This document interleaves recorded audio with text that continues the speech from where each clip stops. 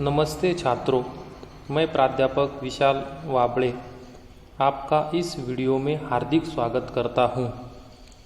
आज हम हमारे 12वीं कक्षा का जो चौथा पाठ है, जो कहानी है आदर्श बदला, इस कहानी का अध्ययन आज के इस वीडियो में करेंगे।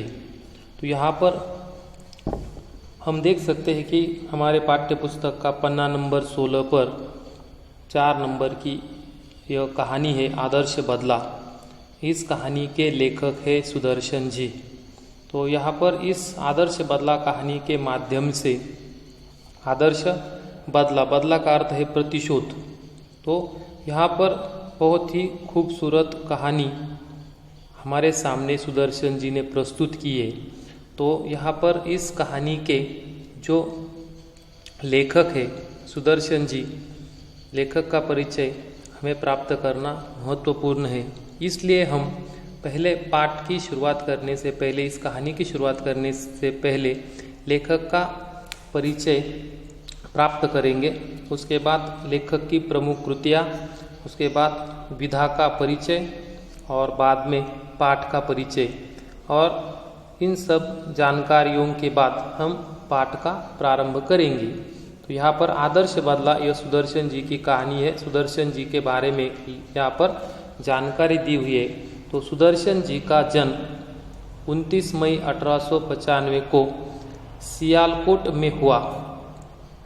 उनका वास्तविक नाम बद्रीनाथ है। वह प्रेमचंद की लेखन परंपरा को उन्होंने आगे बढ़ाया है। साहित्य को लेकर उनका दृष्टिकोण सुधारवादी रहा है। यानी कि सुदर्शन जी ने कहानियों का सृजन किया है और प्रेमचंद जी की जो लेखन की परंपरा है, इस परंपरा को अपने साहित्य के द्वारा उन्होंने आगे बढ़ाया है। और साहित्य को लेकर उनका दृष्टिकोण सुधारवादी रहा। उनकी रचनाएं आदर्शोन्मुख यथार्थवाद को रेखांकित करती है। उन्होंने अपनी रचनाओं में आदर्श प्रस्तुत किया है और यथार्थवाद को महत्व देकर उनको रेखांकित किया है।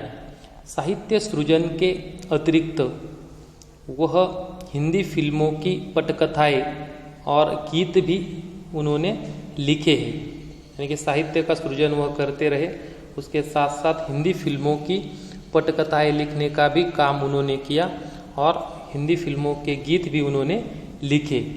हार की जीत आपकी प्रथम कहानी है। यानी कि सुदर्शन जी की प्रथम कहानी हार की जीत है और हिंदी साहित्य में विशिष्ट स्थान रखती है। यानी कि इनकी यह प्रथम कहानी हिंदी साहित्य में एक उसका स्थान विशिष्ट है। उनकी कहानियों की भाषा सरल, पात्रानुकूल तथा प्रभावोत्पादक है। उनकी कहानियाँ घटना प्रधान है। रचनाओं में प्रयुक्त मुहावरे आपकी साहित्यिक भाषा को जीवंतता और कथ्य को प्रखरता प्रदान करते हैं। सुदर्शन जी का निधन 9 मार्च 1967 में हुआ। इस प्रकार लेखक का परिचय यहाँ पर दिया हुआ है। प्रमुख कृतियाँ, प्रमुख कृतियों में यहाँ पर पुष्पलता, सुदर्शन सुधा, तीर्थयात्रा, पनघट, यह उनके कहानी संग्रह है। सिकंदर, भाग्यचक्र, यह उनके नाटक है। भागवती, यह उनका उपन्यास है। ऑनररी मैजिस्ट्रेट, प्रहसन आदि, इस प्रकार उनकी प्रमुख कृतियाँ यहाँ पर हमारे सामने दी हुई है। विधा का परिचय हम प्राप्त करेंगे। यह जो विधा है वह कहानी है। तो विधा का परिचय में दिया हुआ है कि कहानी भारतीय साहित्य की प्राचीन विधा है। यानी कि भारतीय साहित्य में कहानी बहुत सालों से है, प्राचीन विधा है। कहानी जीवन का मार्गदर्शन करती है, जीवन के प्रसंगों को उद्घाटित करती है, मन को बहलाती है। अतः कहानी विधा का विभिन्न उद्देश्यों के अनुसार वर्गीकरण किया जाता है। सरल सीधी भाषा, मुहावरों का सटीक प्रयोग, प्रवाहमान शैली कहानी की प्रभावोत्पादकता को वृद्धिंगत करती है। यानी कि कहानी के जो गुण हैं उन गुणों को यहाँ पर बताया है। और यह जो विधा है आदर्श बदला, यह एक कहानी है। तो पाठ का परिचय, तो पाठ का परिचय यानी कि इस पाठ में क्या जानकारी दी है, कौन सा आदर्श हमारे सामने प्रस्तुत किया है, और सुदर्शन जी के विचार यहाँ पर पाठ परिचय में दिए हुए हैं। तो पाठ परिचय में प्रस्तुत पाठ में लेखक ने बदला शब्द को अलग ढंग से व्याख्यायित करने का प्रयास किया है। बदला इस शब्द को अलग ढंग से हमारे सामने प्रस्तुत किया है, उसकी अलग सी व्याख्या करके हमारे सामने उन्होंने प्रस्तुत करने का प्रयास किया है। यदि वह बदला किसी के मन में उत्पन्न हिंसा को समाप्त कर उसे जीवन का सम्मान करने की सीख देता है तो वह आदर्श बदला कहलाता है। बदला हम किसे कहते हैं, तो प्रतिशोध।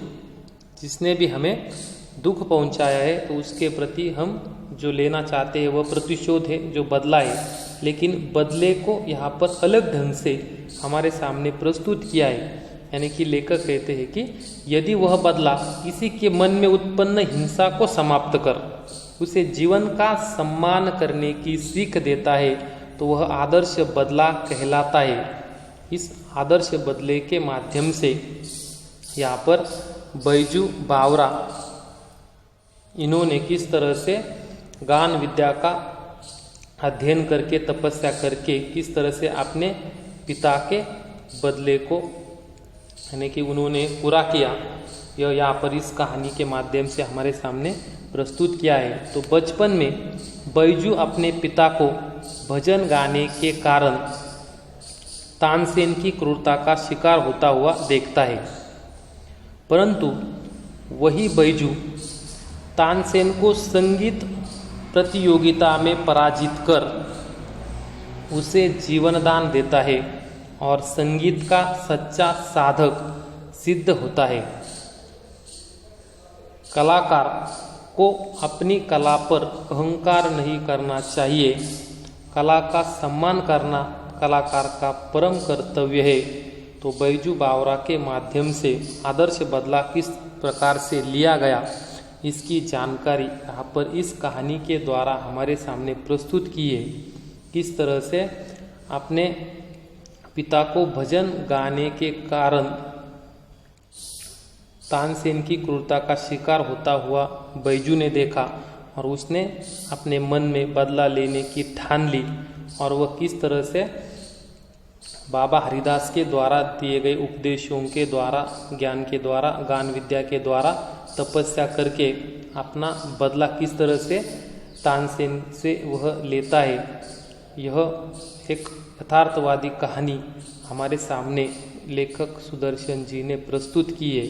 तो अगली तासिका में, अगले वीडियो में हम पाठ का प्रारंभ करेंगे और किस तरह से बैजू ने अपने पिता को खोया और अपने पिता को खोने के दुख में वह किस तरह से तानसेन से अपना बदला लेता है, उसे आदर्श बदला क्यों कहा गया है, और किस तरह से वह अपने पिता की मृत्यु या पिता को जो मृत्यु दंड मिला था उसका बदला वह तानसेन से किस तरह से लेता है और वह तानसेन को पराजित कर उसे जीवनदान देता है।